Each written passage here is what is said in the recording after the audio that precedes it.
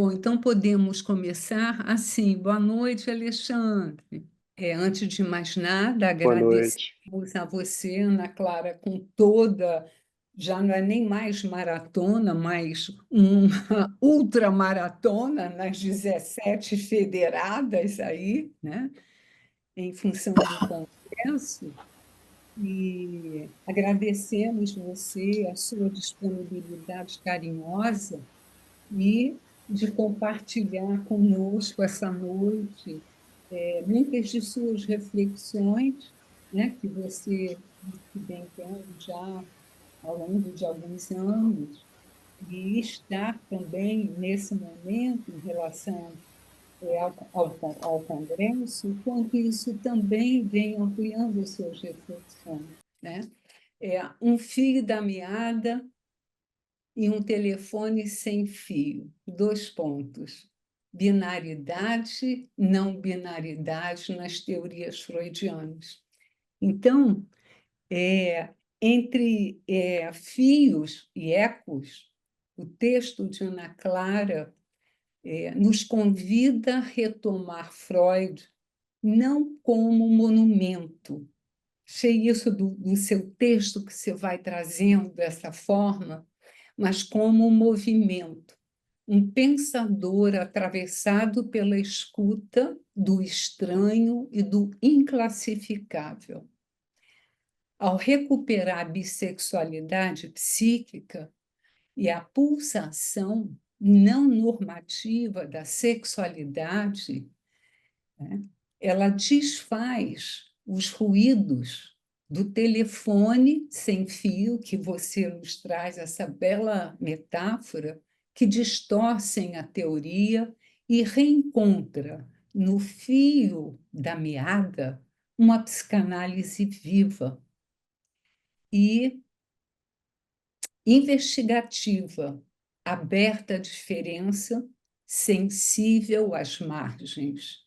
É nesse gesto ético e epistemológico que Ana Clara sustenta a psicanálise como prática de acolhimento do que escapa à binaridade, no desejo, na linguagem e na clínica, e nos traz, com os textos escolhidos desse processo de Freud investigador, aberto, como a gente sabe, em vários dos textos deles, uma abertura de revisão, né, de sua teoria. Então, muito obrigada, Ana Clara, com você aí. Vamos fazer essa viagem juntas, juntos. Muito obrigada, Nise, e a todos vocês. Um prazer muito grande. Realmente fico muito grata pela oportunidade. Oi, Cláudia entrou aí agora que eu vi. E eu gostaria de compartilhar a tela com o trabalho, né? Porque aí a gente vai lendo juntos, vocês vão acompanhando, para depois a gente conversar. Então, eu vou começar, acho que eu vou ler aqui no meu. Só um minutinho.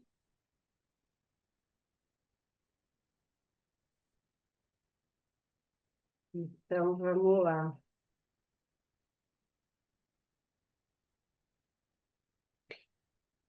Quero agradecer, né, a Nise por esse convite tão acolhedor, toda a diretoria, aos membros da Sociedade de Brasília. É uma oportunidade de diálogo, né, sobre um tema então relacionado ao próximo Congresso da FEBRAPS, Sexualidade, o Tumulto das Diferenças, que vai acontecer em Gramado, né, de 22 a 25 de outubro. E eu quero agradecer também a Daniela Prieto, né, a diretoria anterior, pela realização da primeira jornada preparatória desse 30º Congresso da FEBRAPS, e que foi exatamente há um ano, né, em 24, 25 de maio do ano passado, e com as estimulantes participações da Beth Mori e da Almira Rodrigues. E quero agradecer também a Renata, né, pelo período que a gente esteve juntas, né, na diretoria da FEBRAPSE, e também o Carlos Frauzino, foram os primeiros colegas ali na FEBRAPSE de Brasília que eu fui tendo mais contato, né? Inclusive, o Frauzino tem trazido sugestões, então a Sociedade de Brasília tem colaborado muito com o nosso congresso. Então, eu vou compartilhar, a seguir, algumas reflexões que têm me ocorrido há alguns anos, na verdade, né? Que agora, ao me debruçar sobre o tema desse 30º Congresso da FEBRAPSE, parece que vão se tornando mais relevantes, né? Relacionadas ao que eu chamei aí de fio da meada das teorias psicanalíticas. E há certo fenômeno que podemos nomear metaforicamente também de telefone sem fio. Eu tinha usado essas metáforas em editoriais da época que eu colaborei com o Jornal de Psicanálise, então esses termos estão me voltando, essa ideia, né, de um telefone sem fio, fio da meada, mas eu acho que provavelmente é algo que acontece em qualquer área da ciência. Trata-se basicamente de duas correntes de pensamento. Por um lado, os fundamentos metapsicológicos propostos por Freud, sendo valorizados e reconhecidos como revolucionários e operantes até os dias atuais, ainda que os contextos sociocultural e geopolítico sejam muito diferentes do início do século passado, considerando que o desenvolvimento da personalidade humana depende das vicissitudes da inter-relação entre subjetividade e intersubjetividade. Eu, outro, interno, externo, e não apenas do contexto histórico-cultural em si mesmo. Por outro lado, ao contrário, tais fundamentos freudianos podem ser considerados ultrapassados e inoperantes, com o argumento de que estariam por demais impregnados do moralismo e machismo vigentes na virada do século XIX, né, para o XX, o que comprometeria a validação de seus postulados para a clínica contemporânea. Então, vamos lá, o item aí, um fio da meada e um telefone sem fio das teorias psicanalíticas. Evidentemente, o Freud foi um homem do seu tempo, conservador, no sentido de que ele viveu pessoalmente conforme os valores e as convenções da sua época. Podemos, então, nos perguntar, o modelo psicanalítico de mente muda conforme o momento histórico? Ou mantém sua validade assegurada, independentemente dos fatores circunstanciais mais concretos ou externos? Eu não me refiro aqui a mudanças nos procedimentos clínicos da técnica e da pesquisa psicanalíticas, uma vez que o Freud já os vislumbrava, por exemplo, nos textos sobre a psicoterapia e em construções em análise, quando considerava algumas contraindicações ao tratamento psicanalítico em seu caráter provisório. Então, nas palavras do Freud, né, as psicoses, os estados confusionais e a depressão profundamente arraigada, tóxica, eu poderia dizer, por conseguinte, são impróprios para a psicanálise, ao menos como tem sido praticada até o momento. Essa frase que às vezes a gente esquece, né? Não considero nada impossível que, mediante uma modificação apropriada do método, possamos superar essa contraindicação e, assim, empreender a psicoterapia das psicoses. Muitas vezes a gente, ou eu, pelo menos na minha formação, muitas vezes a ideia que ficava, o Freud contraindicou a psicanálise para as psicoses, mas não é bem isso, ele está dizendo que naquele momento, e acreditava em construções em análise, por exemplo, ele diz claramente, né, que confiava mesmo que íamos caminhar na psicanálise para o atendimento desses quadros mais frágeis, né? E Klein, Bion e Winnicott são autores, entre muitos outros, que, de fato, empreenderam a psicoterapia das psicoses, agregando desenvolvimentos conceituais e técnicos como Freud previu. Quanto ao modelo de mente da psicanálise, ao qual eu estou me referindo especificamente, vale lembrar que os fenômenos psicóticos foram precisamente formulados por Freud na interpretação dos sonhos de 1900, né?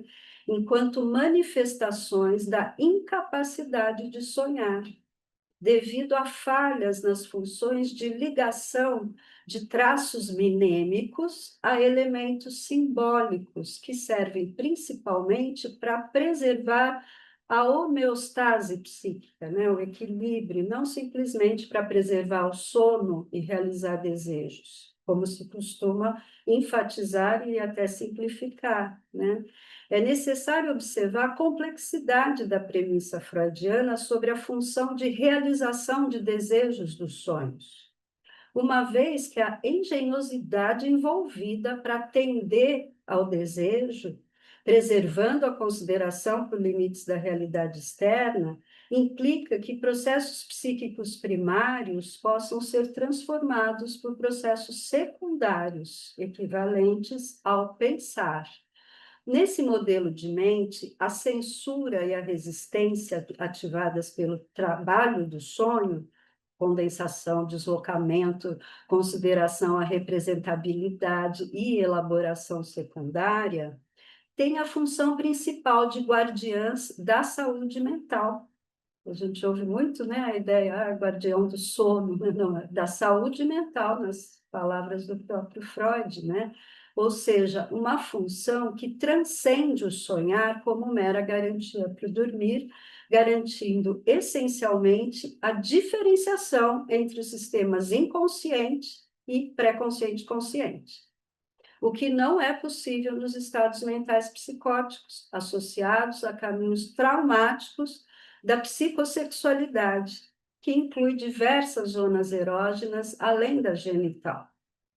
Não é raro atribuir-se a Bion a originalidade do conceito, por exemplo, né, de pensamento onírico de vigília, sendo que esse é o aspecto central da primeira tópica freudiana e da concepção de inconsciente, reconhecida e citada em diversas passagens pelo próprio Bion em sua obra. No primeiro capítulo da interpretação dos sonhos, no item D, intitulado Por que nos esquecemos dos sonhos após o despertar, o Freud faz uso de uma bela metáfora. Os sonhos cedem ante as impressões de um novo dia, da mesma forma que o brilho das estrelas cede à luz do sol. Não podemos perceber nitidamente os nossos sonhos durante a vigília, mas eles estão presentes, fluindo ininterruptamente. E por isso a função psicanalítica é complexa, mas possível de se realizar mediante intensivo treinamento em associação livre, atenção flutuante, o reverie, estados mentais sem memória e desejo de compreensão, como o Bion também propôs, e como propõe o Freud, em estado de autoobservação, acrítica. Eu acho boa essa expressão para a gente se auto-perceber, né, nas experiências emocionais ali junto aos nossos pacientes, e que tem a ver com um repouso e uma receptividade a ideias involuntárias, né? Se a gente está aberto, elas aparecem. Nesse mesmo texto de 1900, assim como nos 3 ensaios sobre a teoria da sexualidade, o Freud desenvolve e reformula algumas proposições, já que teve a oportunidade de acompanhar, revisar e prefaciar várias edições. Em notas de rodapé e interpolações de parágrafos, suas inovações teóricas estão contempladas, incluindo, por exemplo, a reformulação da teoria dos instintos, incluindo a pulsão de morte, né, que em 1920, além do princípio de prazer, ele traz a segunda tópica aí de ego e superego, de 23, que até o texto foi homenageado no congresso anterior da FEBRAPS, né? Vários exemplos de sonhos desprazerosos são apresentados no capítulo 4 da interpretação dos sonhos, satisfazendo desejos destrutivos e autodestrutivos. Embora o Freud tenha afirmado nessas notas posteriores, que fez questão de manter atualizados esses dois textos, a interpretação dos sonhos e os três ensaios, assim como também relatado em suas biografias, há o entendimento de que seriam textos remendados e que, portanto, teriam se desconfigurado e perdido seu valor teórico original. Então, são vertentes, né, correntes de pensamento. Tais questões parecem relevantes porque, mesmo considerando os inegáveis avanços teóricos e técnicos trazidos pelos grandes autores da psicanálise que se seguiram, eles só aconteceram porque esses autores se aprofundaram no modelo de mente concebido por Freud, ou seja, se alimentaram daquilo que é originário do campo epistemológico da psicanálise. Mas, como estamos vendo, e não poderia deixar de ser, assim como ocorre com qualquer aspecto da realidade factual, as proposições freudianas podem ser apreendidas por diferentes perspectivas, o que tumultua o próprio debate psicanalítico. Aproveitando o título do congresso, né, o tema, o tumulto das diferenças. No primeiro ensaio de Totem e Tabu, o horror ao incesto, o Freud se refere exatamente ao tumulto das forças conflitantes na mente. A coexistência de pensamentos antagônicos é típica do funcionamento mental inconsciente e dos sonhos, tanto no indivíduo como no grupo. Então, nesse outro item, a binaridade e não binaridade na epistemologia psicanalítica. Especificamente em relação à teoria da sexualidade, tal como concebida no modelo freudiano, encontramos esse mesmo tipo de contraposição. Por um lado, o entendimento de que um conceito de psicossexualidade e de sexualidade perverso polimorfa, o Freud abre o vértice da psicanálise para a enorme diversidade de manifestações da sexualidade desde a infância, estabelecendo as bases epistemológicas para o entendimento das chamadas neossexualidades e da não-binaridade. Por outro ângulo, ao contrário, a psicanálise estaria fechada aos discursos da atualidade, restrita epistemologicamente ao regime binário da diferença sexual masculino e feminino, patologizando a diversidade sexual. Então, vamos aos textos freudianos que tratam especificamente da sexualidade. No capítulo 5º da interpretação dos sonhos, intitulado O Material e a Fonte dos Sonhos, no item Sonhos sobre a Morte de Pessoas Queridas, o Freud relata pela primeira vez que ele publicou, né, assim, além, ele só tinha conversado com o Fliess, né, sobre o Édipo, né, então a lenda do Édipo que havia lhe interessado durante a sua autoanálise, né? Então, isso pode ser visto mesmo na correspondência com o Fliess. Os desejos incestuosos infantis foram descobertos por Freud em si mesmo, através da análise de seus próprios sonhos, particularmente pelos sonhos que teve após a morte do seu pai. Ou seja, a introspecção, a autoexperimentação, que eram paradigmas científicos comuns até no final do século XIX, são constituintes do método psicanalítico e permanecem válidos. Aí eu estou citando Rogério Lerner, né, que, por sua vez, cita os sons, né, que traz muito essas questões da importância desse modelo de autoobservação, né? Na psicanálise, o tema da psicossexualidade é desenvolvido através do modelo edípico.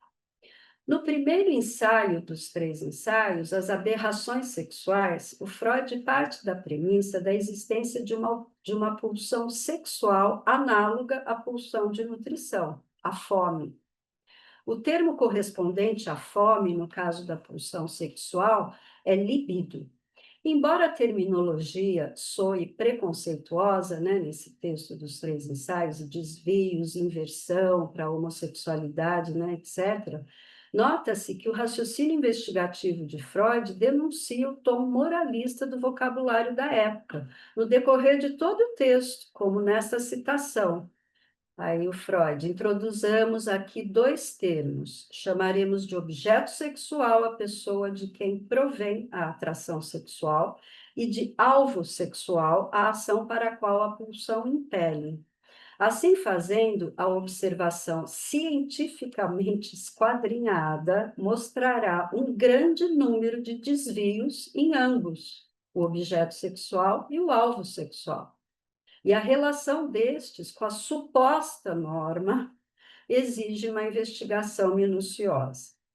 Nessa passagem, logo no início do ensaio, Freud introduz sua concepção de diversidade sexual. Ao questionar a relação desses desvios com a suposta norma, reivindicando uma investigação minuciosa, ele coloca em xeque a heteronormatividade. Diante da multiplicidade de desvios, provavelmente não se trata de desvios, mas de uma norma equivocada e moralista. Nesse sentido, ele faz várias objeções à concepção da homossexualidade como degeneração, apontando a inconsistência das classificações nosográficas então vigentes. A disposição perverso-polimorfa é reconhecida como algo universalmente humano e originário. A partir de evidências científicas, o Freud admite que certo grau de hermafroditismo anatômico é a norma. Atualmente o termo é a intersexualidade, né? Sempre havendo vestígios da genitália do sexo oposto em qualquer pessoa, o que leva ao reconhecimento de uma predisposição originariamente bissexual, pressupondo assim a bissexualidade psíquica. É muito interessante como Freud vai descrevendo as aberrações sexuais, entre aspas, em suas mais variadas formas, subtraindo-lhes o significado patológico. Aí nas palavras dele, né? Essa curiosíssima relação entre as variações sexuais e a escala que vai da saúde à perturbação mental dá o que pensar. Inclusive, ele considera inadequada a própria palavra perversão, por sua conotação patológica ou moral, né? No início do segundo ensaio, A Sexualidade Infantil, o Freud critica o descaso generalizado pelas manifestações sexuais das crianças, a falta de estudos, não deixando de admitir as dificuldades decorrentes da amnésia infantil, né? Porque realmente a gente esquece, né? Claro, muita coisa. Mas a vergonha, o asco e a moral funcionam como diques psíquicos, né? As barreiras para conter a intensidade pulsional, favorecendo o desenvolvimento da personalidade, porém podendo contaminar o vértice científico. Então, também a gente pode entender que não existe ciência neutra, né? O chuchar, mamar no seio materno ou substitutos, corresponde a uma espécie de orgasmo, com os lábios da criança funcionando como zona erógena em associação com o prazer de saciar a fome, de modo que a fixação na oralidade se manifesta na vida adulta. Por exemplo, vícios como o alcoolismo, o tabagismo, nos transtornos alimentares. E na mesma lógica em que as funções fisiológicas dão suporte às manifestações sexuais, o Freud segue descrevendo as peculiaridades da atividade sexual e masturbatória nas regiões anal e genital, atribuindo, numa nota de rodapé de 1915, a propriedade erógena a todas as partes do corpo e a todos os órgãos internos, inclusive, né? Os pares de opostos, como olhar, ser olhado, ativo, passivo, sadismo, masoquismo masculino, feminino, remetem à ambivalência e a seu elevado valor teórico. Nesse sentido, toda dor pode conter a possibilidade de sensações prazerosas, o que se associa à observação de Freud de que os sintomas são a atividade sexual dos neuróticos. Podemos pensar em paradoxos, não apenas em binaridade. No final desse segundo ensaio, Freud acrescenta, em 1920, uma nota de rodapé que merece ser destacada, já que reafirma sua perspectiva despatologizante 15 anos após a publicação original. Então, ele diz, né, uma consequência inevitável dessas considerações é que devemos atribuir a cada indivíduo um erotismo oral, anal, uretral, etc., e que a constatação dos complexos anímicos correspondentes a estes não implica nenhum julgamento sobre a anormalidade ou neurose. No terceiro ensaio, As Transformações da Puberdade, o Freud vai considerar o encontro do objeto no lugar do autoerotismo que predominava até então, e a pulsão sexual a serviço da função reprodutora, torna-se altruísta, por assim dizer, ele coloca, né? Com as zonas erógenas subordinadas ao primado da zona genital e toda a complexidade envolvida nas excitações provenientes das substâncias sexuais, como ele chama, né? A descoberta científica dos hormônios sexuais, ocorridas na mesma época, os pesquisadores estavam ao mesmo tempo descobrindo esses hormônios, né? Veio a confirmar as hipóteses que o Freud compartilhava já com o Fliess desde 1896, sobre a importância dos fatores químicos da sexualidade. O crescimento das genitálias externa e interna leva à descarga dos produtos sexuais, com a ereção do pênis e a umidificação da vagina. A ideia da pulsão sexual a serviço da reprodução pode ser entendida como restrição moral, similar a uma restrição religiosa, ou então como um viés biologizante, como se a relevância e a diversidade do prazer erótico estivessem sendo abandonadas por Freud. Entretanto, seus questionamentos críticos dos valores normativos então vigentes, bem como os desenvolvimentos teóricos que se seguiram, não condizem com esse olhar. O Freud se refere ao caráter masculino da masturbação clitoridiana nas meninas e do seu subsequente recalcamento, dando lugar à estabilidade erógena da vagina e a menina tornando-se mulher, como ressaltou Simone de Beauvoir. A Maria Rita Kell até tem, na verdade, um pós-fácil, né, da edição de todos esses textos sobre sexualidade, é uma edição da Autêntica, né? Eu estou aqui com o livro, vocês conhecem, muito boa essa edição, e o pós-fácil da Maria Rita Kell é muito legal, é da editora Autêntica, e tem também o prefácio, mas eu acho muito, muito útil assim, esse apanhado que eles fizeram, né? O Freud vai ressaltar, no caso, antes aqui, né, dos meninos, essa mudança de zona erógena dominante não ocorre. O Freud vai ressaltar que o lado psíquico do encontro do objeto faz dele um reencontro, uma vez que a amamentação no seio materno foi o caminho preparado desde a mais tenra infância, tornando-se um protótipo para todos os relacionamentos amorosos. A atividade sexual se separa da nutrição, mas conserva o primeiro vínculo na escolha objetal, com o desejo de restaurar a felicidade perdida. Nas palavras de Freud, a afeição infantil pelos pais é, sem dúvida, o mais importante, embora não o único, dos vestígios que, reavivados na puberdade, apontam o caminho para a escolha do objeto. Outros rudimentos com essa mesma origem permitem ao homem, sempre apoiado em sua infância, desenvolver mais de uma orientação sexual e criar condições muito diversificadas para sua escolha objetal.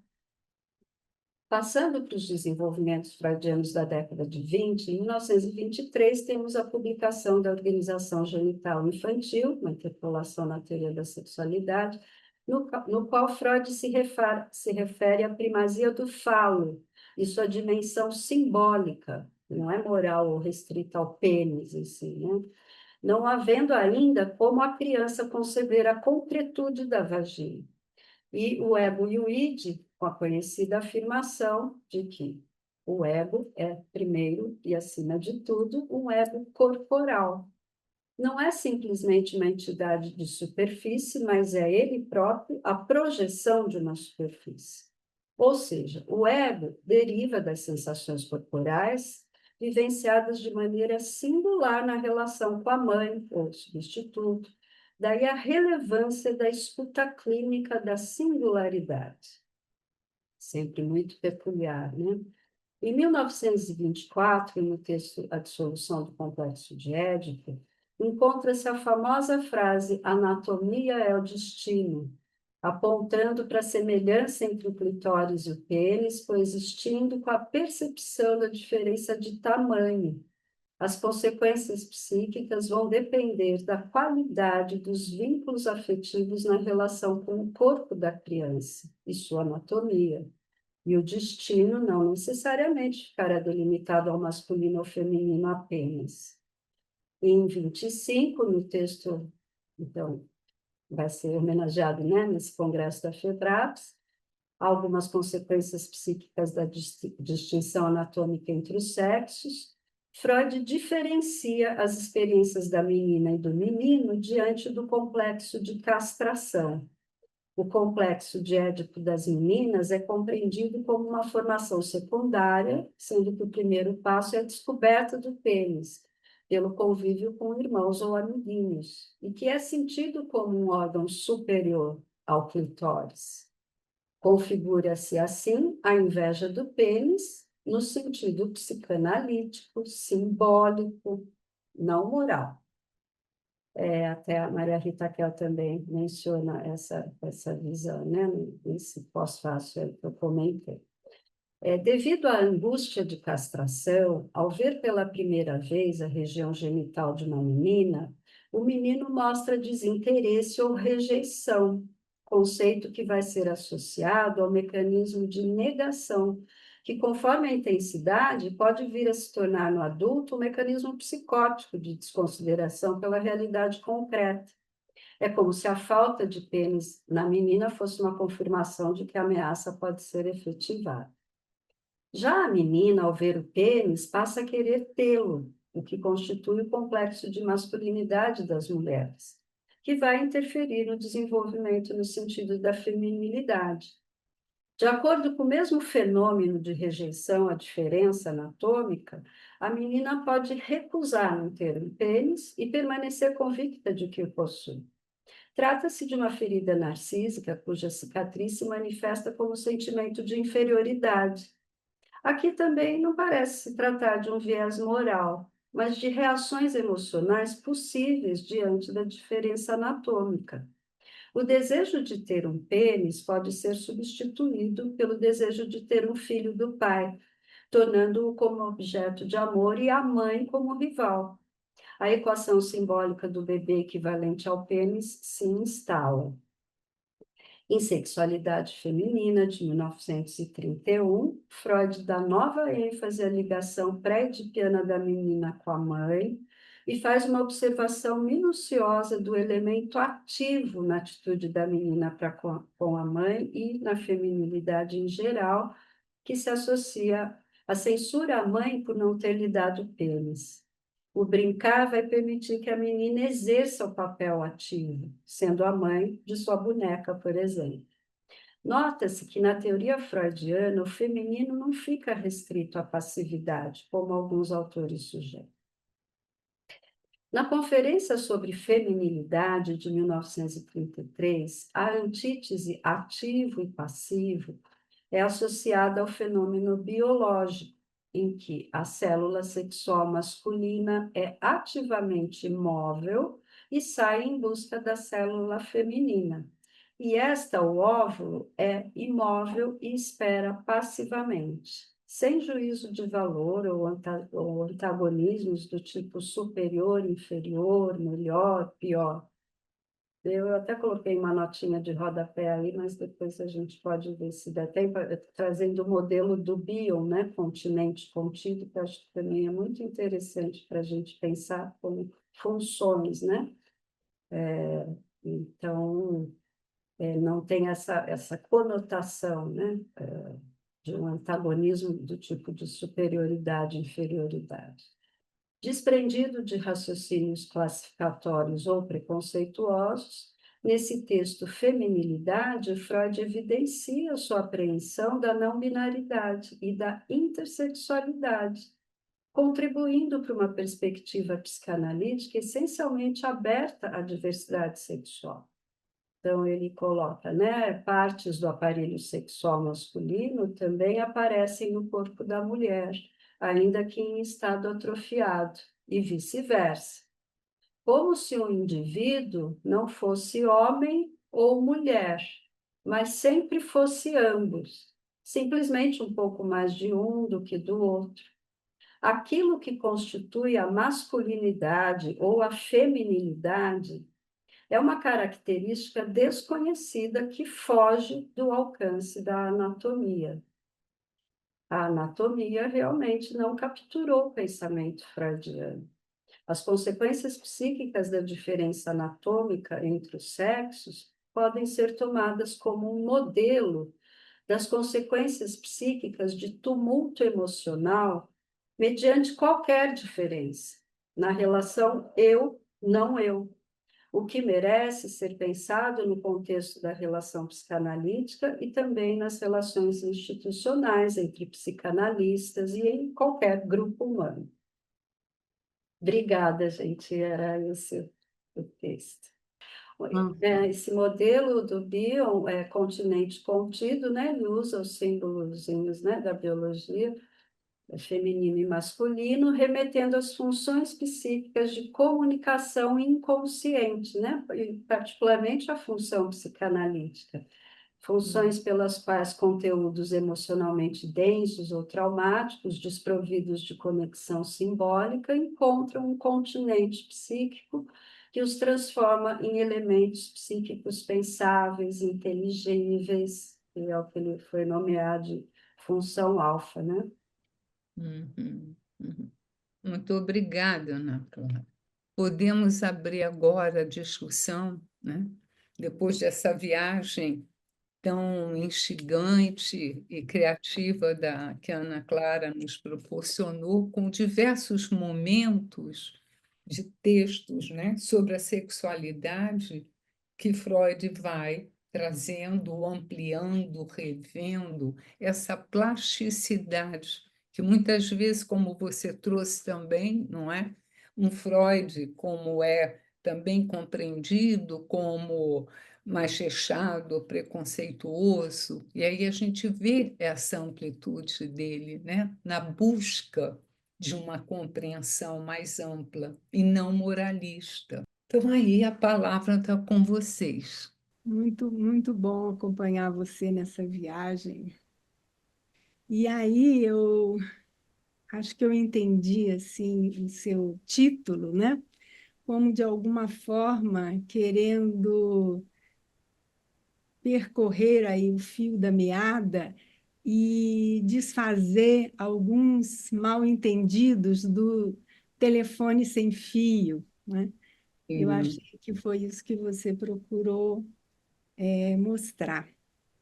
Mas fiquei pensando, Ana Clara, dessas duas formas que você trouxe, né?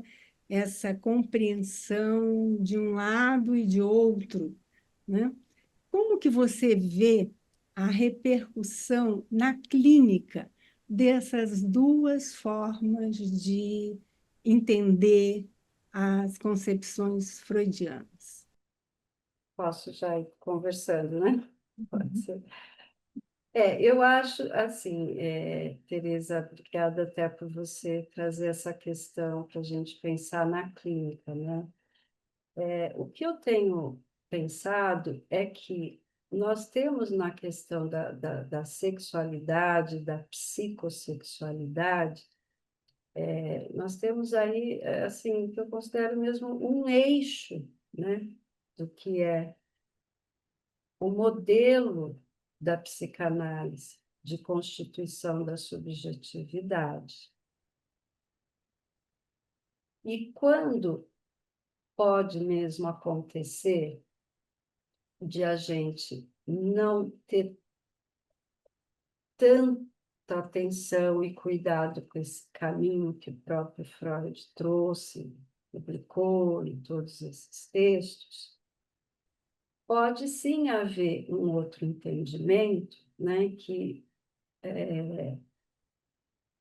pode comprometer, eu acho, a abordagem, né, dessa visão que eu entendo como sendo relacionada às experiências emocionais que cada pessoa, né, tem nesse desenvolvimento que a gente entende como sendo a psicossexualidade, que o Laplanche vai, por exemplo, entender, se referir com o sexual com letra maiúscula.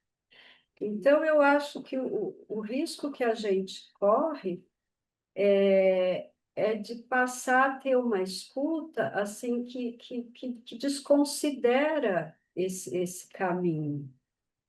E entendendo, né, que a sexualidade, nessa visão da psicanálise freudiana, não traria ferramentas para a gente poder trabalhar tudo isso. Então, eu acho que surgem mesmo, no meu entender, assim, mal entendidos mesmo, né? E a escuta talvez possa ficar com...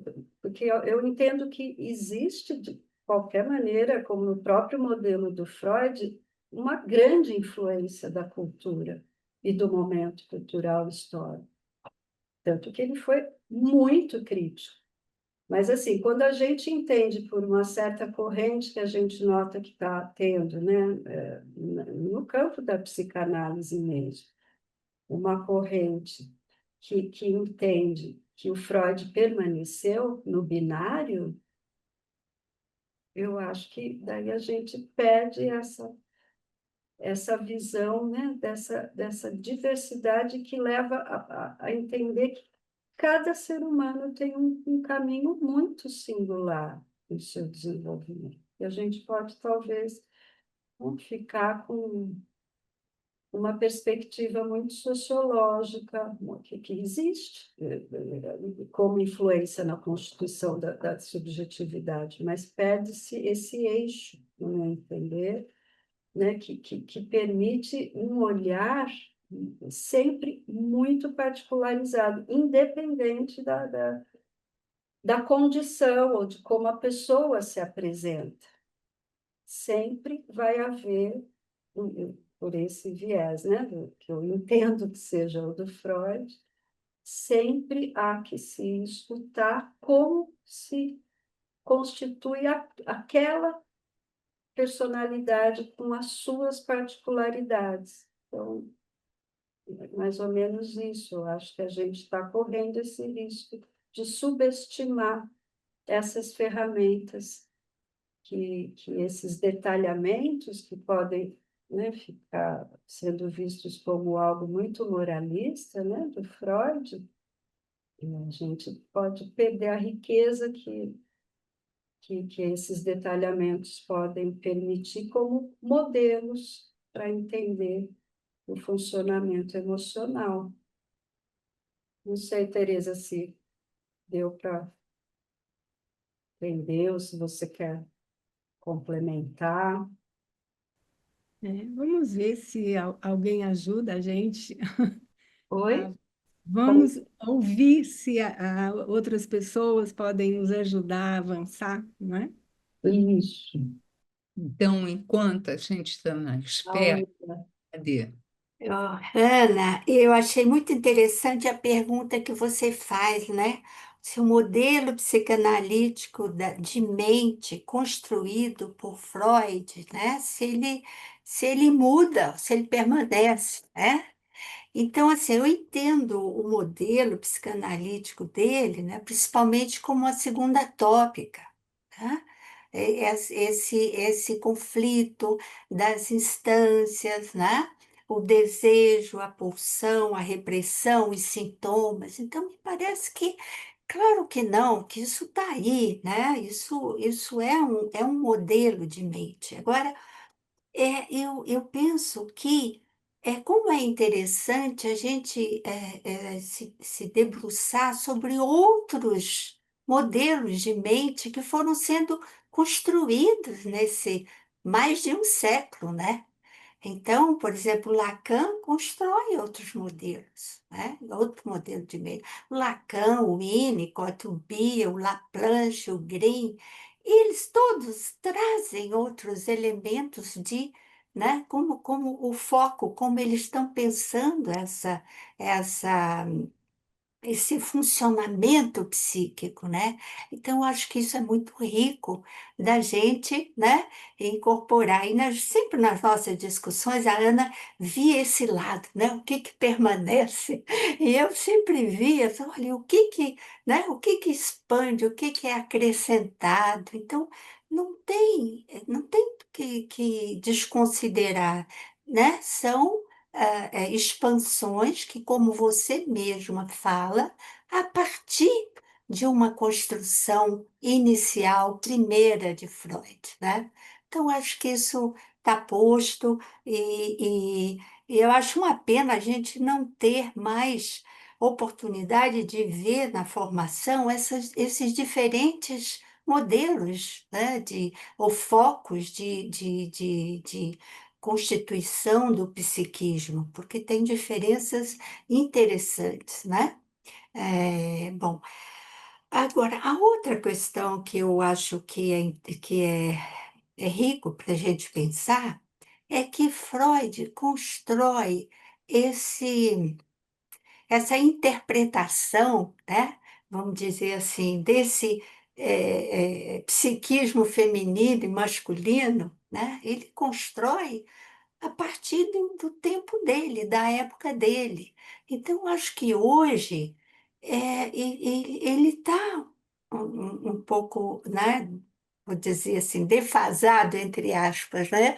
Hoje a gente não vê as meninas com essa ideia da inveja do pênis, com um superego das mulheres, né? Comprometido e, né, inferior, né? No sentido de comprometimento mesmo da constituição de um superego, né?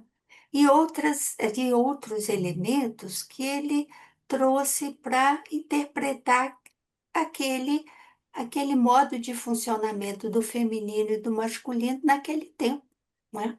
A questão da maternidade mesmo, naquele tempo, era o destino, maternidade era destino, hoje não, né? Hoje é escolha.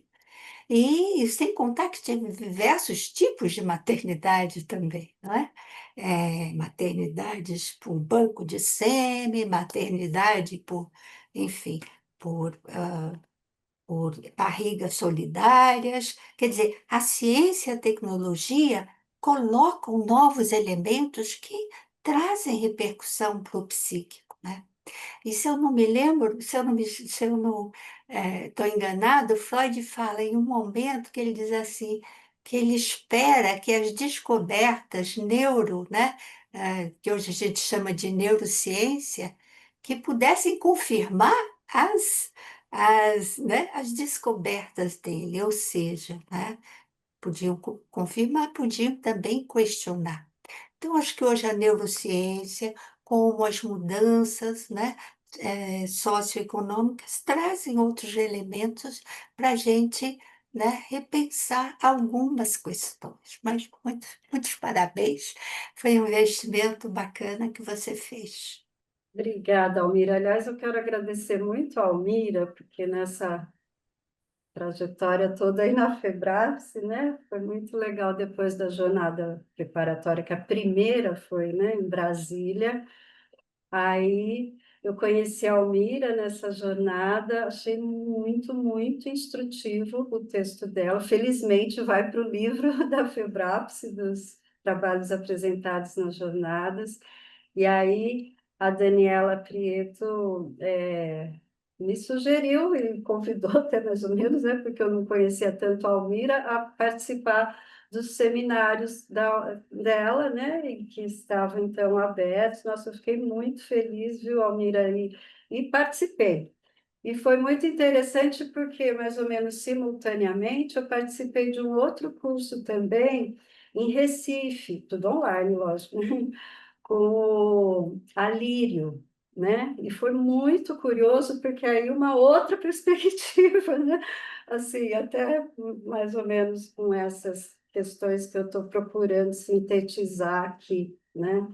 Então, tem sido muito rica toda essa experiência de aprendizado, né, com os colegas da FEBRAPS, e realmente acho que o trabalho da Almira me alertou para muitas coisas, e foi muito interessante participar dessas reuniões, dessas suas aulas, né, Almira? A gente debatia lá. Mas olha só, realmente eu fico pensando, né, que como eu procurei até colocar de algum modo nesse texto, os outros autores, no meu entender, eles trouxeram realmente muitas expansões, mas eu entendo como dentro de um mesmo paradigma, né, aprofundamentos, como lentes de aumento, né, aliás, o Lopes Corvo, né, que você também mencionou no seu trabalho, ele é um autor que traz também essa visão, né, por exemplo, Melanie Klein, muitíssimo freudiana, bio, muitíssimo kleiniano e freudiano, né? Quer dizer, essa continuidade com expansões, mas que mantém o mesmo paradigma, né? Então, eu penso muito por aí, por isso que eu não acho que fique defasado, sabe? Eu acho que ele fica enriquecido e desenvolvido, aprofundado, né? Claro, o Freud constrói todo o modelo dele naquela época vitoriana, né? Só que ele não se contamina, quer dizer, ele se contamina em algumas passagens, em algumas palavras, o que não tem nem como evitar, né? A influência da cultura do tempo que a pessoa está vivendo.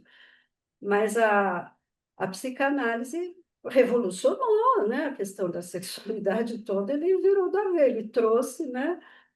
Uma escuta, inclusive, às mulheres e a insatisfação conjugal mesmo pelo machismo da época, ele denuncia isso, né? Em vários textos, inclusive, né? Do quanto também as convenções, né, do casamento, restringindo a vida das mulheres, né? Ele se refere a isso, né? Portanto, eu vejo assim como ele muito livre da interferência da cultura da época, mesmo que impregnado dela de algum modo, mas a obra dele, o pensamento dele, eu acho que, pelo contrário, é revolucionário até hoje. Inclusive questões que se modificam mesmo. Mas aí é que está. Hoje em dia as meninas não vivem mais aquela questão da inveja do pênis, mas eu entendo, sabe, Almira, que a inveja do pênis é um modelo, é a questão do falo, é simbólico, é a questão da inferioridade que o homem pode sentir mesmo tendo pênis, quer dizer, não é concreto. Todo esse modelo teórico que usa pênis, vagina, né?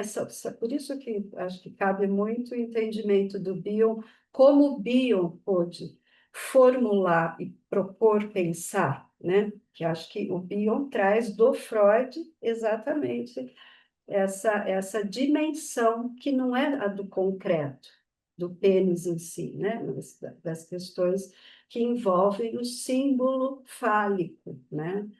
Que está nos homens, nas mulheres, nos trans, em qualquer pessoa, né? Mais ou menos por aí que eu tenho pensado. Boa noite a todos, né? Eu queria primeiro agradecer, né, o convite da Nise de eu estar aqui participando nessa reunião e realmente eu não quis perder a oportunidade, porque eu sempre sei que são ter uma discussão bem rica e que contribui bastante no pensar, né? E Ana Clara, olha, você me encantou, não só na tua apresentação, porque mesmo você lendo, eu te ouvia como se você estivesse falando, né? Porque às vezes a pessoa fala e a gente se perde, mas você escreveu brilhantemente. E vou te dizer que vou guardar o teu trabalho como um guia de leitura pela forma que você foi conduzindo, né, o teu pensamento costurando o teu pensamento de uma forma assim brilhante naquilo que o Freud traz sobre todas essas diversidades e tudo, sendo que dentro daquele contexto, daquela época, ele não tinha que ele deu assim as pistas, né, assim. E eu acho que mais do que nunca que eu achei que eu entendi que você quis passar é que a gente precisa, como psicanalista, entender o ser humano na sua subjetividade dentro daquilo que ele vive no psiquismo dele. E aqui está claramente a questão edipiana, né? A questão da sexualidade, da sexualidade polimorfa, né? É, e aí eu queria compartilhar com vocês uma dúvida, né, e um questionamento que eu venho fazendo ao longo de todas essas manifestações, né, que o Freud fala claramente que o herdeiro do complexo de Édipo é o superego. E aí eu pergunto, cadê o superego? Está na UTI, em estado terminal? Porque hoje pode tudo, tudo pode. Não tem mais a interdição, e isso eu tirando como parâmetro já desde a infância, né? As crianças hoje não têm mais aquele referencial a quem seguir, o que seguir, né? Isso gera muita angústia, confusão, mexe com as questões de identificações, que também está presente na questão edipiana, né? As identidades, que envolve não só a questão da sexualidade, mas da escolha de objeto. Então, eu vejo que a gente não pode perder aquilo que é a psicanálise por si só Freud trouxe, através da psicanálise, por si só, essa riqueza que você conseguiu transcorrer aqui no teu trabalho, até mesmo da evolução do pensamento dele. Se lá naquela época ele tivesse vendo o que acontece hoje, talvez ele tivesse contribuído de uma outra maneira. Mas eu acho que essa falta de parâmetro, as pessoas, inclusive, estão se perdendo até mesmo dentro da própria psicanálise, né? Sempre querendo, em vez de tentar entender os conflitos com base nos sentimentos ambivalentes que estão presentes no psiquismo do ser humano, e é aí onde acontecem todos os conflitos, né? Sem ter esse parâmetro também, sem respeitar a individualidade e a compreensão psicanalítica.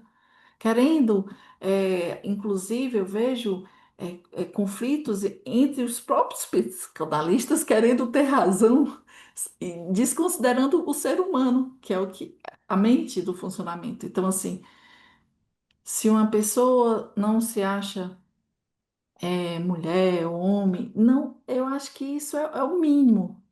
A gente tem que entender qual é o sofrimento que está ali ou o que está em pauta na vida dela, para a gente poder trabalhar isso. E o que eu vejo que hoje em dia, com essa coisa de que tudo pode, eu posso pensar tudo do jeito que aí daqui a pouco estão normalizando inclusive o incesto, ou então a pedofilia, ou então pode tudo, e aí isso gera muita angústia.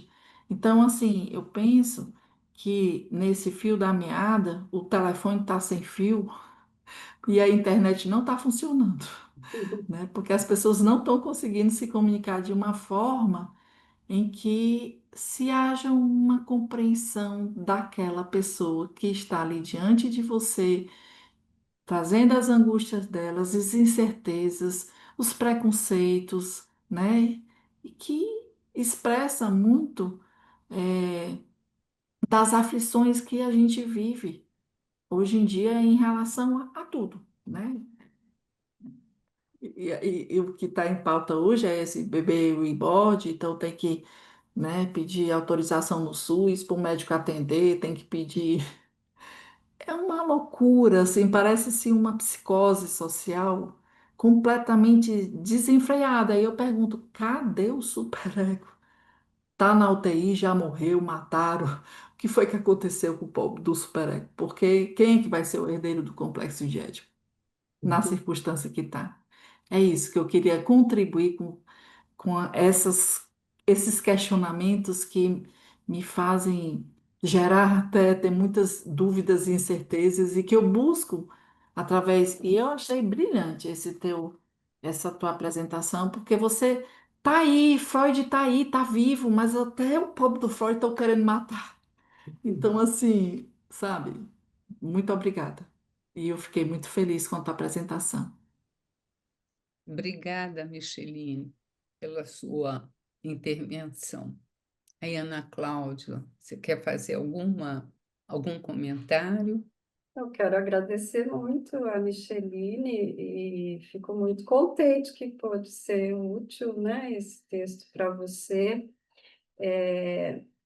Eu acho que, realmente, do ponto de vista cultural, a gente tem muita coisa em transformação, mudando, e essa sua questão, onde foi parar o superego, está bastante instigante para mim, porque eu fico pensando que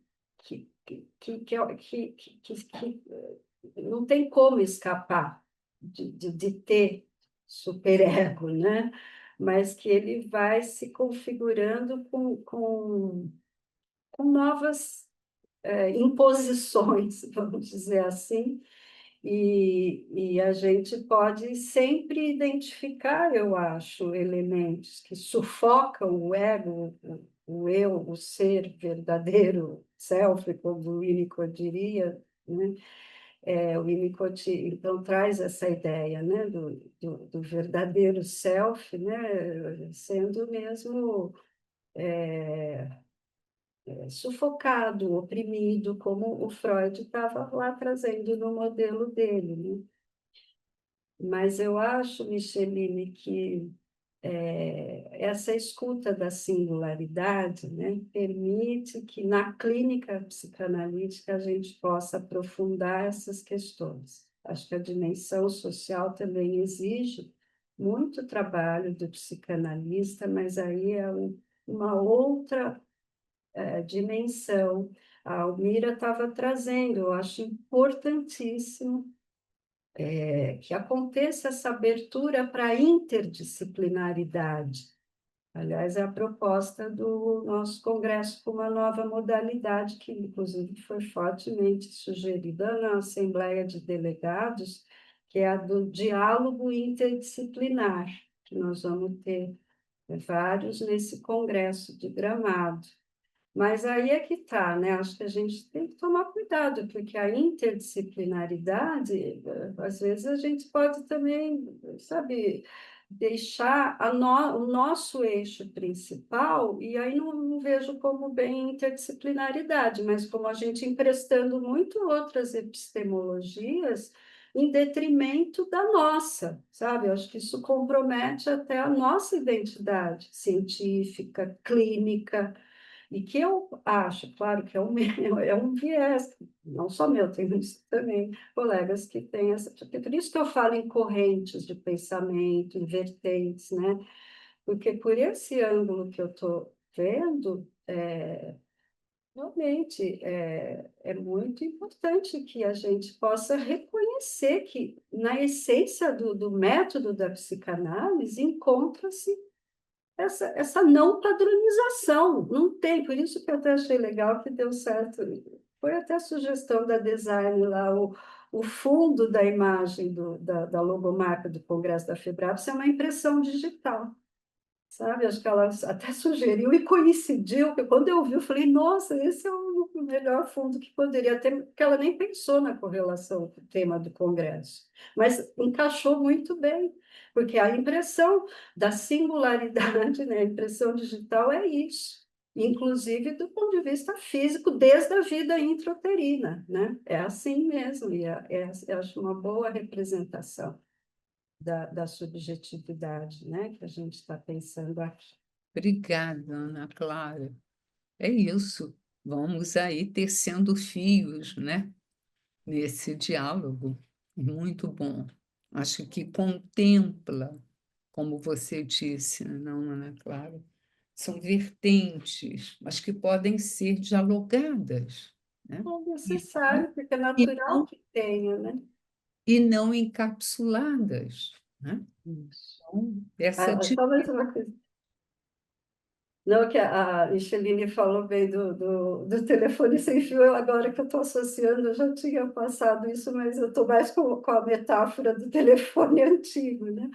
É o telefone sem fio, aquela metáfora antiga, né? Mas é que tem o telefone celular, né? Achei legal que você destacou isso. Obrigada.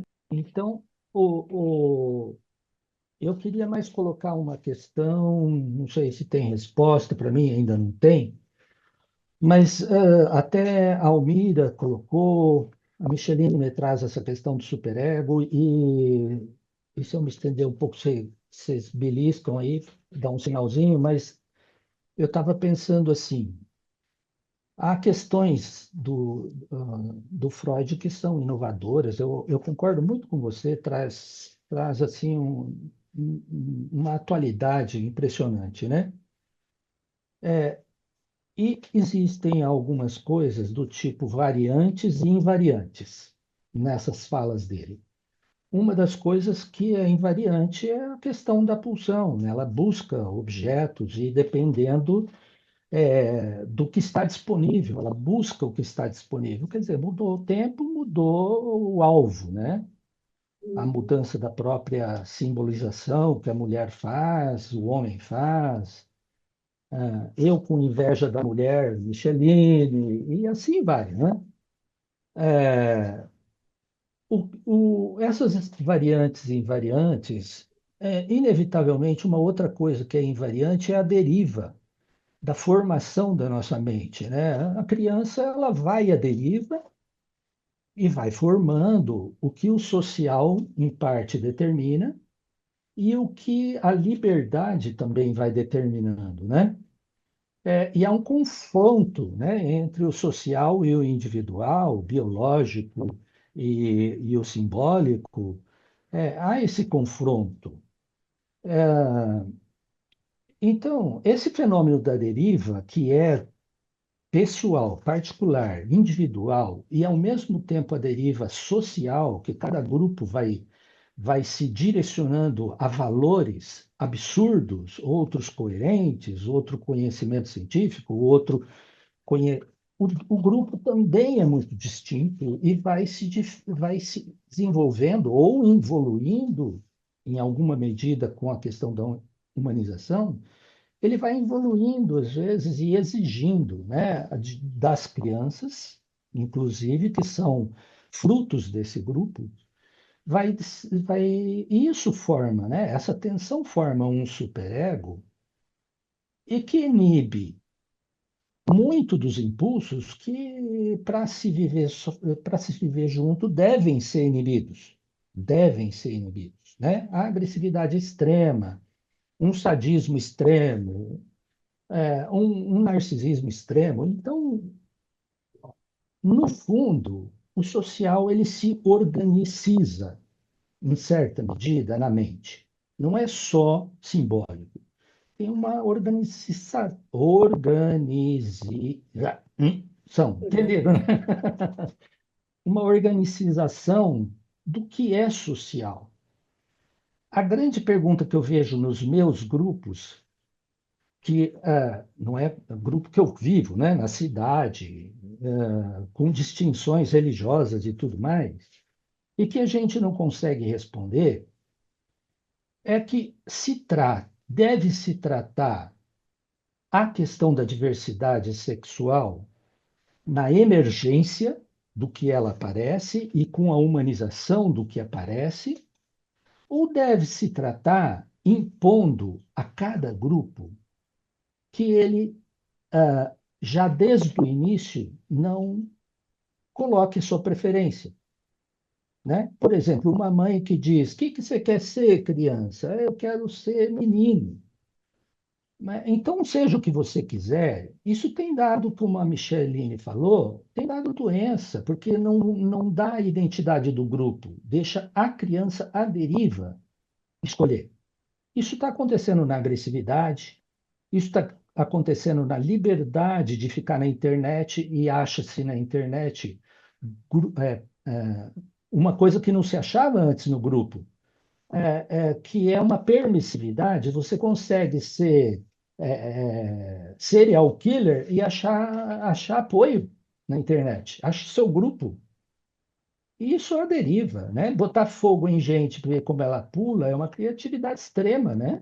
E você acha apoiador.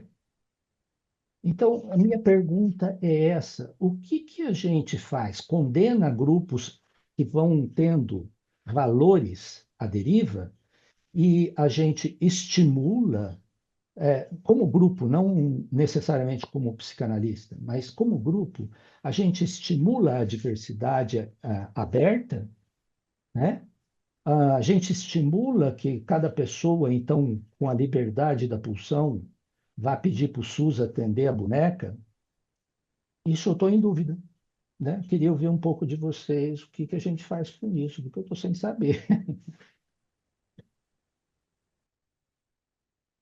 É, muito boa a questão. Desculpa, Nise, acho que você ia falar, né? Não, pode falar, depois eu levanto aí uma. Não, pode falar primeiro, então, Nise. Não, Agora me escapou o acho. francês que fala, ele é espetacular. Que bom, Euclides, que tem perguntas. Quando não É, há perguntas, são silenciadas, né? O Aí como é? Blanchot. Blanchot, merci, merci, Cláudia. Maurice Blanchot. Ele fala mais ou menos assim: a resposta é o infortúnio da pergunta. Então, as perguntas abertas, elas possibilitam aí novas questões, reflexões, né?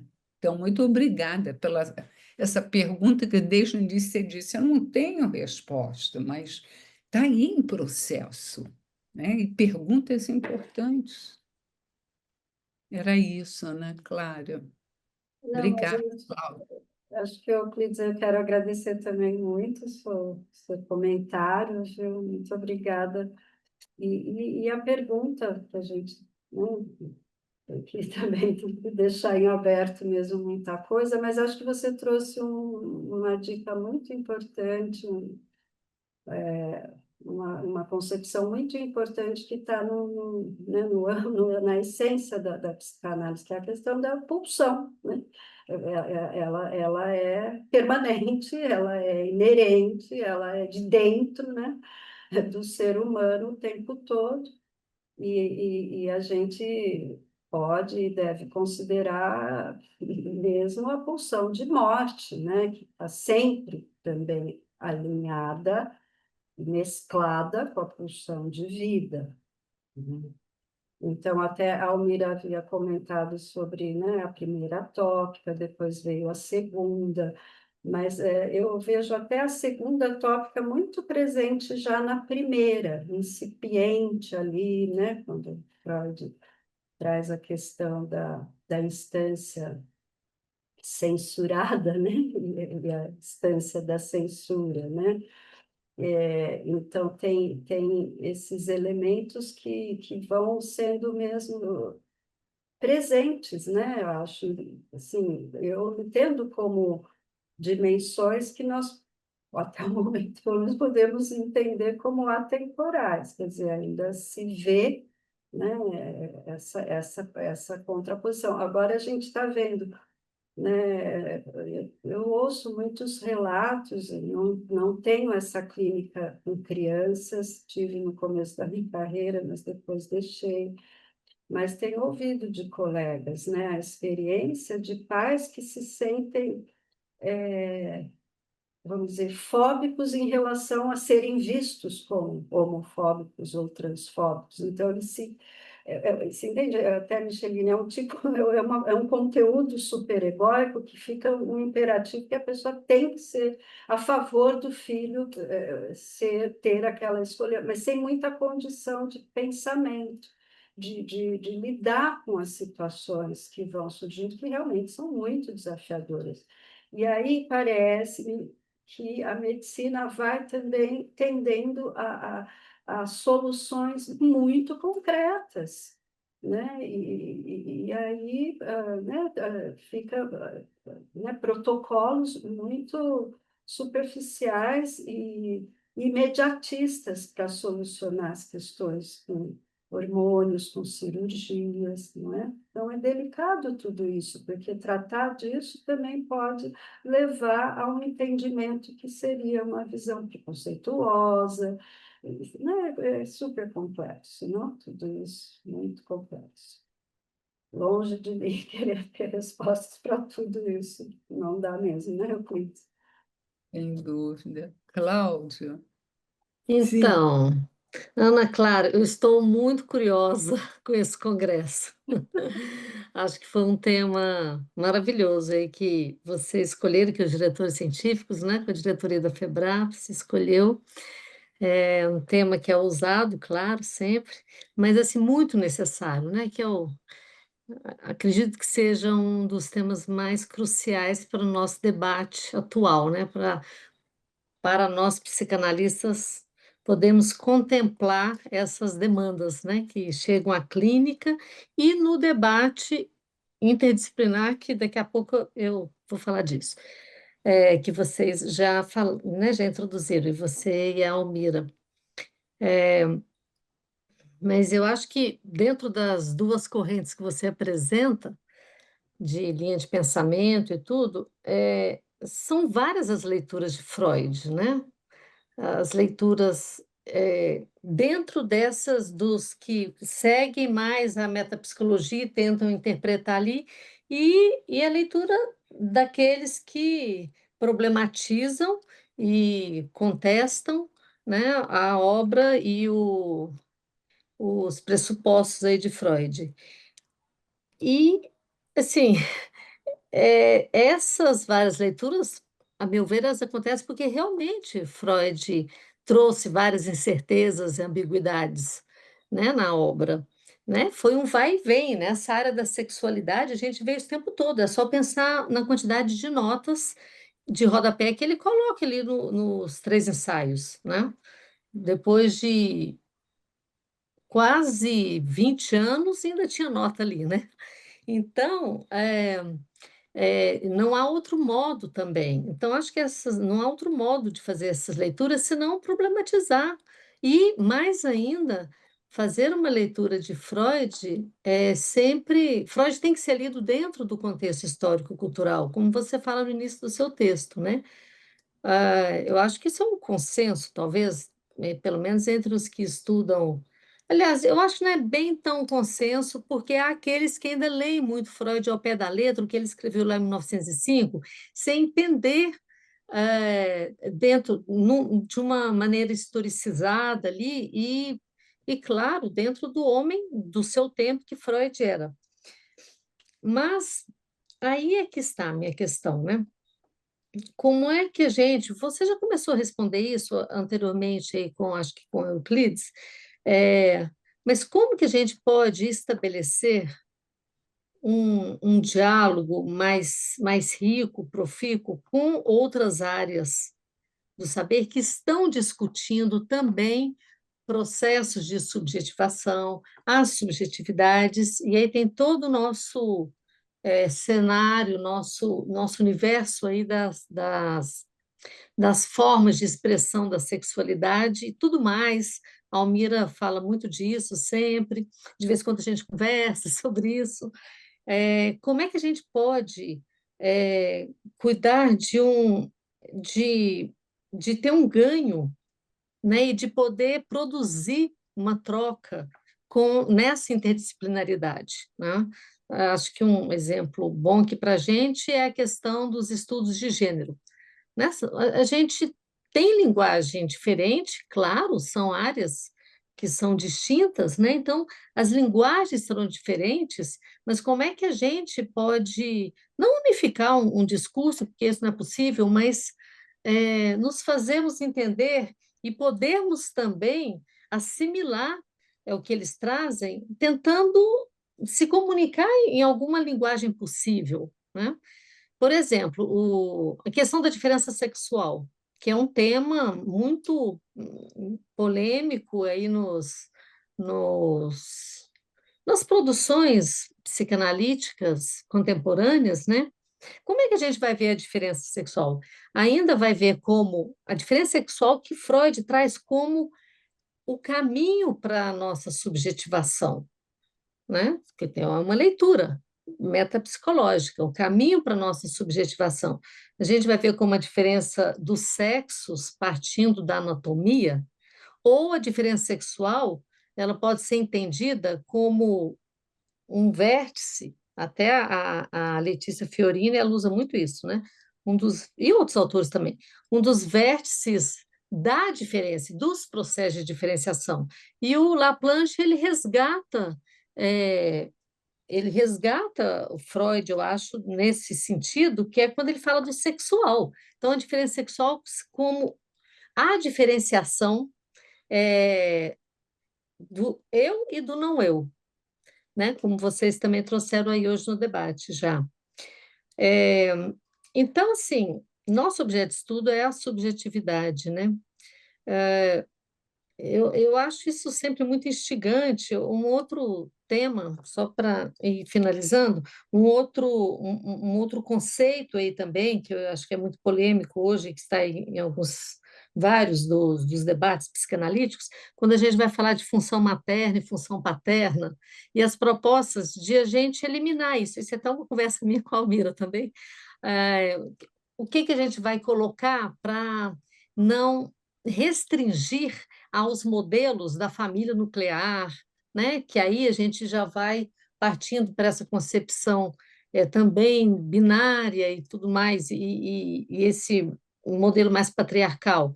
Nós vamos chamar de função paterna, de função, outra função, do terceiro.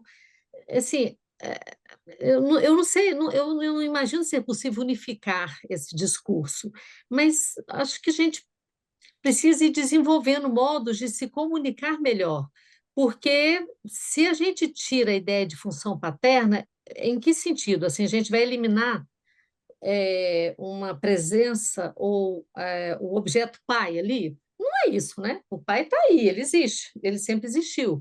A mãe está e vai continuar existindo. Então, assim, o que nós estamos falando? Nós estamos falando de uma sexualidade no comportamento, nós estamos falando de uma psicossexualidade, que aí a gente vai falar de um processo de subjetivação para uma integração da nossa personalidade. É, eu acho que a gente sempre tem que estudar mais, né? Mas eu acho um debate difícil mesmo, é muito instigante, é desafiador, né? Mas me chama a atenção. Se você quiser comentar mais isso, você já começou a responder, já respondeu um pouco aí sobre essa conversa possível, né? Mas é isso. Sim, Ana Clara. Né, obrigada, Cláudia, que bom, né, que a gente vai estar no Congresso discutindo tudo isso, quando até nas jornadas preparatórias surge alguma questão assim, né, mais polêmica, mais complexa, a gente já está até brincando, no Congresso vocês vão ter várias vezes para poder pensar sobre isso, porque é bem difícil mesmo, né? Mas acho que, então, até como o Euclides trouxe, achei bem interessante, né, a gente pensar que há invariantes e há variantes, né? Eu acho que a questão da interdisciplinaridade passa mesmo por isso, porque, por exemplo, né, nós temos lido um autor e que está muito presente, né, que é o Paul Preciado, né? É até bem importante, né, pela própria apresentação dele como trans, né, sexual. É assim, né, que ele se apresenta. Mas, por exemplo, ele coloca o quê? Né? Que a psicanálise parte de uma epistemologia binária. Ele afirma isso, né? E que, portanto, essa perspectiva está em crise. Então, apesar de ele trazer muitas coisas interessantes, no meu entender, a premissa não é equivocada, porque não é assim nesse entendimento de que o Freud propõe né? Em relação ao desenvolvimento da sexualidade, que ele passou a chamar de psicossexualidade, né? Algo que não é binário, muito pelo contrário, né? Está na essência da concepção dele de desenvolvimento psicossexual, a diversidade, como eu procurei colocar trechos, né, do próprio texto dele. Isso é constitutivo do modelo da psicanálise. Não é binário. Mas um autor muito influente, muito interessante em várias contribuições, como o Paul Preciado, né? Ele afirma isso. Então, eu acho que tumultua, mas assim, traz confusões, porque a premissa é que. Mas o que eu acho, Cláudia, é muito nesse sentido, que perde-se o eixo principal, sabe? Então, isso que eu acho problemático. A gente enfraquece a nossa identidade epistemológica, clínica, científica, e aí, eu acho que acaba correndo o risco da gente desconstruir a proposta da psicanálise e o que vem no lugar, né? Eu acho que é um risco que nós corremos. Que bom você falar isso, aí me transportou para o início da leitura, né, a abertura, e escutando cada um de vocês que falaram, e aí nesse diálogo aí com a Cláudia, eu ouvindo aqui, me veio Freud rindo não como o desmérito, não é isso, rindo no sentido, eu poderia estar nesse congresso para eu poder também colocar novas questões pensadas, porque essa complexidade, né, do humano, mas inserido também na cultura, nos valores, mas essa subjetividade e nessa intertextualidade também advém muitos vértices. Por exemplo, né, para a gente poder ir fechando, esse livrinho aqui que é encantador, e tem vários, né, de vários autores, 500 frases de Freud, 500 frases de Winnicott, 500 frases de Bill, enfim. Então, tem duas aqui do capítulo sobre sexualidade e de texto que você trouxe, Ana Clara, de 1905, né? Os três ensaios, por exemplo. Então, olha essa frase, entre aspas. A sexualidade é uma fonte de mistério e enigma, sempre nos desafiando a compreendê-la. Então, Freud estaria nesse congresso aí para poder também, não é, ouvir e dialogar, né? E a segunda é essa aqui. A sexualidade é uma forma de comunicação interpessoal, mas também uma forma de expressão subjetiva, né? E aí, para fechar, eu lembrei do Freud, com essa abertura, que é também uma preciosidade, as atas das reuniões, né? Das quartas-feiras, os registros de lá, mas nos fazem assim, Euclides, assim, a gente voar no pensamento. E a abertura que o Freud teve, ele enfrentou resistências das mulheres entrarem para as reuniões, para serem psicanalistas. Mas tem, assim, diálogos preciosos, no sentido dessa diversidade. Então, nosso próximo encontro será no Congresso. Ainda dá tempo, Nise? Luciano quer falar. Claro, claro que sim. Então, Luciano faz o fechamento. Obrigada, Luciano. Não, eu fiquei ouvindo e liguei com uma questão que o Freud coloca, que eu fico pensando e colocar isso para a gente pensar. Por que que ele diz que a libido é masculina, né? Hum, Eu acho que é uma questão para a gente pensar, né? Ele diz isso, a libido masculina. uhum. Coloque a libido é sempre ativa, né? Eu É, estava. Então, esse né? é o No sentido de ativa, né? depois, quando ele vai falar do ativo passivo, ele questiona, né, a questão do masculino e É, feminino. Então, ele vai falar da libido sempre como algo masculino, talvez nesse sentido, né, da atividade, né, de alguma coisa que é. busca, né? Então, talvez seja por aí, mas eu acho que é uma questão interessante, né? Uhum, uhum. Mas surgiram muitas questões aí que são boas para a gente pensar, né? Muita coisa É, interessante aí, né? uhum. Bom, mas Queria. já está adiantada a hora, né? É, mas olha, um adiantado que ninguém, eu não estou vendo ninguém assim, ó, né? Vamos sair daqui bem, com muitas questões, né, Luciano? Muita complexidade, mas isso é do nosso ofício, né?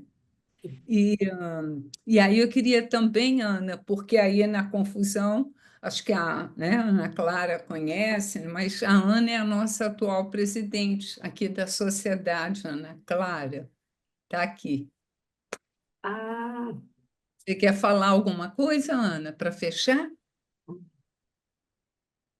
No, simplemente que parabenizar a Ana Clara porque fue un webinario, como decimos, né, movilizador, né?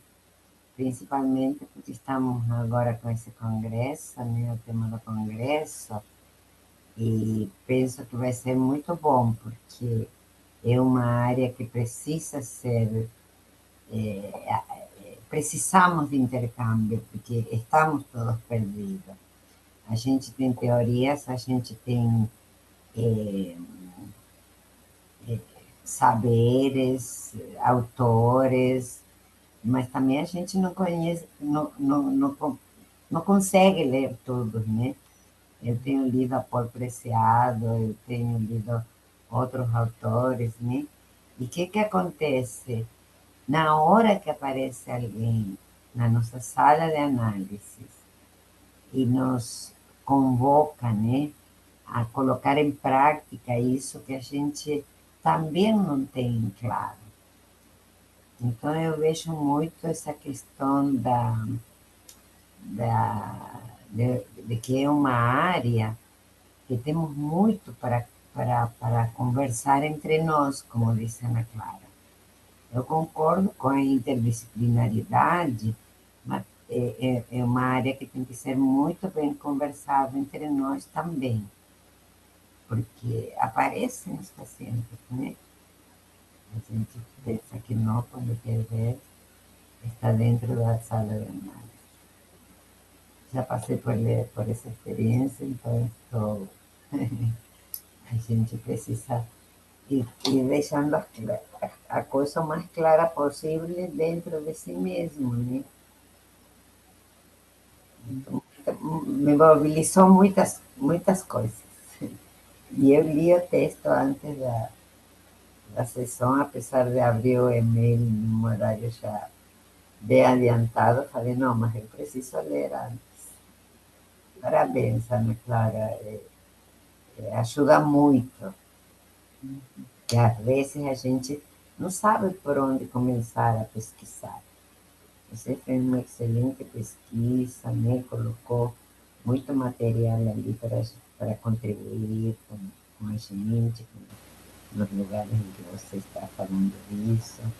E com certeza vai ser um excelente congresso.